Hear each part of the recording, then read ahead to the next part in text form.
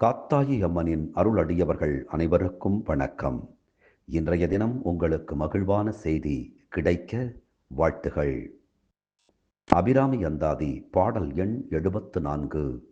தொழில் வளம் பெற இந்த பாடலை படியுங்கள், கேளுங்கள். நயனங்கள் மூன்றுடை நாதனும் வேதமும் நாரணனும் அயனும் பரவும் அபிராமவல்லி அடியினையை பயன் என்று கொண்டவர் பாவையர் ஆடவும் பாடவும் பொன்சயனம் பொருந்து தமனியக்காவினில் தங்குவரே.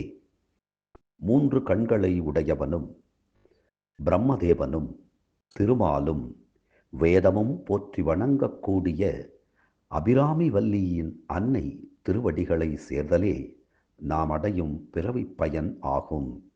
இந்த கருத்துடைய சிறந்த அடியவர்கள் தேவலோக அரம்பையர்கள் ஆடிப்பாடுகின்ற பொன்னால் செய்த படுக்கையில் பொருந்தி இருக்கக்கூடிய கற்பகச் சோலையிலே தங்குவார்களா? தங்கமாட்டார்கள். அம்பிகையினுடைய நினைவிலே மனதை ஆழ்த்தி அதிலேயே அமிழ்ந்து போவதுதான் அவர்களுக்கு சிறப்பு. ஆம், அம்பிகையினுடைய நினைவு உள்ளத்தில் வந்துவிட்டால் நாம் செய்யக்கூடிய எல்லா செயல்களும் வெற்றி பெறும். யோக கர்மசு கௌசலம், செயல்களின் திறமைதான் யோகம் என்பார் பாரதி. அப்படி நாம் செய்யக்கூடிய செயல் எதுவாக இருந்தாலும் அது வளம் பெற, நாம் செய்யும் தொழில் வளம் பெற நம்முடைய குலதெய்வமான காத்தாயி அம்மனை கரம் பற்றுவோம், மனதில் இருத்துவோம்.